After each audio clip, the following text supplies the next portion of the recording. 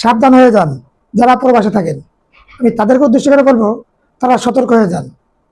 আজকে দেখেন, টাকার মেশিন লাগবে না, তাদের টাকা লাগবে, এরকম মা বাবা আছে। তো ভিডিওটা দেখতে থাকুন।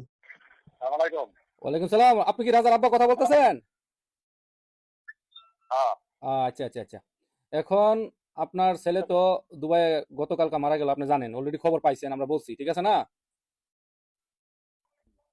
এখন কথা হইছে আপনাকে দুইটা কথা জিজ্ঞাসা করার। আপনার ছেলে যদি চান, তার মানে আপনার ছেলের যদি দেহ চান, তাহলে টাকা পাইবেন না। আর যদি বলেন যে আপনার ছেলের দরকার নাই, টাকার দরকার, তাহলে অনেক টাকা পাইবেন। এখন কথা বুঝছেন না আবার কমু? আপনার ছেলের দেহ যদি চান, মানে আপনার ছেলের লাশ চাইলে লাশ পাইবেন, টাকা পাইবেন না। আর যদি টাকা চান, অনেক টাকা পাইবেন।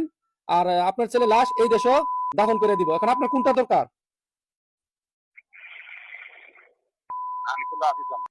আচ্ছা, তো তাহলে আপনার লাশ দরকার, টাকা দরকার নাই নাকি? আমি বাসায় যাইতাছি, আমি সবার সাথে বুঝতে রেখেছি।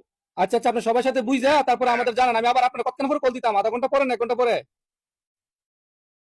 আধা ঘন্টা পরে দিন। ওকে ওকে ওকে ওকে ওকে। আপনি কি কাউকে আসছেন নাকি? জি জি জি জি জি জি কেন ভাই? জি জি জি জি জি।